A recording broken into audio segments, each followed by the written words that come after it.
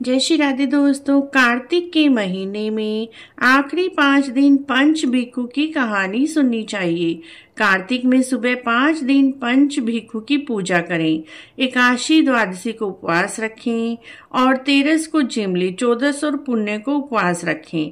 पुण्यों के बाद 5 दिन ब्राह्मणी को भोजन कराएं। पंच भिक्षु की कहानी आखिरी 5 दिन अवश्य सुननी चाहिए। पंच भिक्षु की कहानी इस प्रकार है। एक साहूकार के बेटे की बहू थी जो सुबह सवेरे ही उठकर कार्तिक नहाया करती थी। कार्तिक के महीने में रोजाना गंगा जी नहाने जाती थी। पराये पुरुष का मुंह नहीं देखती थी।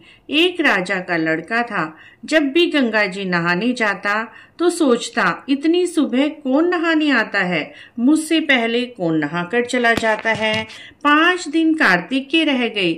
उस दिन साहूकार की बहू नहाकर जा रही थी और राजा का लड़का नहाने आ रहा था।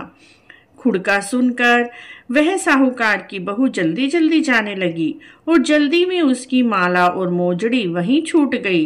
राजा का लड़का आया, सोचने लगा, जिसकी माला मोजड़ी इतनी सुंदर है वह खुद कितनी सुंदर होगी। सारी नगरी में राजा ने ढिंडोरा पिटवा दिया कि जो भी माला मोजड़ी घाट पर छोड़ गया है वो मेरे पास 5 रात आएगी। साहूकार के बेटे की बहू ने कहलवा दिया, मैं 5 दिन आऊंगी पर किसी को साख भरने बिठा देना। राजा के लड़के ने गंगा जी पर बिछौना बिछा दिया। एक पिंजरे में तोते को टांग कर रख दिया। साहूकार की बहू सुबह आई, पहली पौड़ी पर पैर रखा, बोली, हे कार्तिक के ठाकुर राई दामोदर, 5 पांडु, छठे नारायण, भीखम राजा, इस पापी को नींद आ जाए। राजा के लड़के को नींद आ गई। वह नहाकर जाने लगी तो तोते से बोली, सुआ सुआ, मैं तेरे गल डालूंगी हीरा, मेरी साख भरियो वीरा। सुआ बोला, कोई वीर भी साख भरता है। तब वह साहूकार की बहू बोली, सुआ सुआ, तेरे पग घालूंगी नेवर, साख भरियो मेरे देवर। सुआ ने यानी तोते ने कहा, अच्छा भाभी, मैं तेरी साख भरूंगा। वह कहकर चली गई।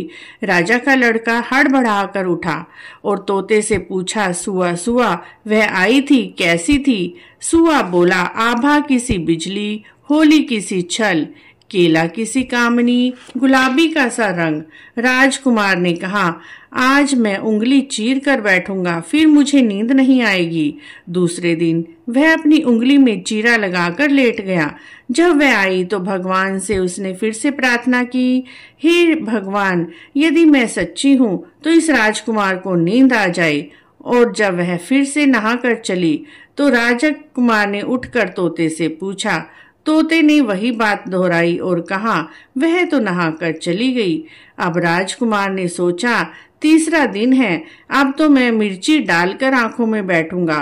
और तीसरी रात को राजकुमार अपनी आंखों में मिर्ची डालकर बैठ गया और तभी वह भी आई और उसने फिर से भगवान से प्रार्थना की, हे भगवान, 2 रात तो आपने लाज रखी है, तीसरी रात भी मेरी लाज रखना और उस राजकुमार को नींद आ जाए। और वह साहूकार की बहू नहाकर चली गई। राजकुमार सोता रह गया। राजकुमार ने फिर से तोते से पूछा, क्या वह साहूकार की बहू आई थी? तोते ने कहा, आई थी। राजकुमार ने कहा, आज तो मैं बिना बिस्तर के ही बैठूंगा। और चौथी रात वह पत्थरों का बिस्तर बिठाकर बैठ गया ताकि उसे नींद न आए। लेकिन जब वह बहू नहाने आई, फिर से राई दामोदर भगवान से उसने प्रार्थना की, हे राई दामोदर भगवान, आज भी इस राजकुमार को नींद आ जाए। और वह नहाकर जाने लगी तो आंख बंद करके चली गई। राजकुमार ने उठ के देखा कि साहूकार की बहू तो नहाकर चली गई थी। राजकुमार बोला, 4 रातें बीत गई और मैं उसके दर्शन तक नहीं कर पाया। जो 5वीं और आखिरी रात है, आज मुझे नींद नहीं आनी चाहिए। और वह आग की अंगीठी पर बैठ गया जिससे कि उसे नींद न आए। वह अंगीठी पर बैठा ही रह गया। साहूकार की बहू आई और भगवान से प्रार्थना की, हे भगवान, 4 रातें तो निकाल दी हैं, बस आज की रात और निकाल दो। भगवान ने उसका सत रख लिया। राजकुमार को 5वीं रात भी अंगीठी पर बैठे बैठे ही नींद आ गई। जब साहूकार की बहू नहाकर जाने लगी तो तोते से बोली, इस पापी को कह देना तेरी 5 रातें पूरी हो गई हैं और मेरी मोतियों की माला और मोजड़ी मेरे घर भिजवा देना। सुबह राजा के लड़के ने तोते से पूछा, क्या वह आई थी? तोते ने कहा, हाँ वह आई थी और अपनी माला और मोजड़ी मंगवाई है। तब राजकुमार ने सोचा, वह तो सच की पक्की है, उसका तो सच भगवान ने भी रखा, वो तो बड़ी ही पतिव्रता है। थोड़े दिनों के बाद राजकुमार के शरीर में कोढ़ पड़ गया और वह तड़पने लगा। राजा ने ब्राह्मणों को बुलाया और पूछा, मेरे बेटे का शरीर क्यों जल रहा है? तब ब्राह्मणों ने कहा, इस लड़के ने पतिव्रता स्त्री पर बुरी नजर रखी है, इसीलिए यह रोगी हुआ है। तब राजा ने इसके ठीक होने का उपाय ब्राह्मणों से पूछा। तब ब्राह्मणों ने कहा, उस साहूकार की बहू को धर्म की बहन बनाए और उसके नहाए हुए जल में नहाए, तभी इसके शरीर का कोढ़ ठीक होगा। राजा साहूकार के घर उसकी बहू की माला मोजड़ी लेकर पहुंचा और साहूकार से बोला, यह आपकी बहू की माला और मोजड़ी है, आप अपनी बहू के नहाए हुए जल से मेरे बेटे को नहला दें, जिससे मेरे बेटे का कोढ़ ठीक हो जाए। साहूकार ने कहा, मेरी बहू तो सत की बहुत पक्की है, वह किसी भी पराये पुरुष का मुंह तक भी नहीं देखती।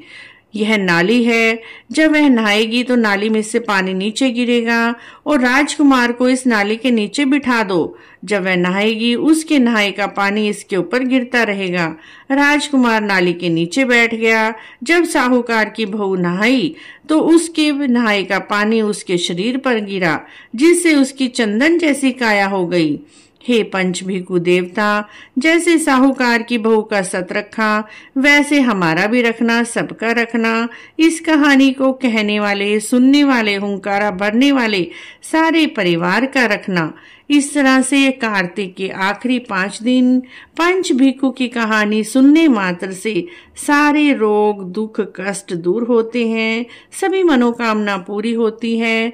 बोलिए पंच भिखु भगवान की जय, कार्तिकेय ठाकुर की जय, राई दामोदर भगवान की जय। आखिरी 5 दिन इस कहानी को आप अवश्य ही सुने और पंच भिखु जरूर नहाएं। यदि पूरा कार्तिक नहीं नहा पाए हैं तो लास्ट के 5 दिन आप अवश्य ही नहाएं और कहानी जरूर सुने। पंच भिखु की कहानी कैसी लगी? अच्छी लगी है तो आप हमारे चैनल को जरूर सब्सक्राइब करें, लाइक करें, वीडियो को शेयर भी करें। कमेंट बॉक्स में जय पंच भिखु भगवान अवश्य लिखें।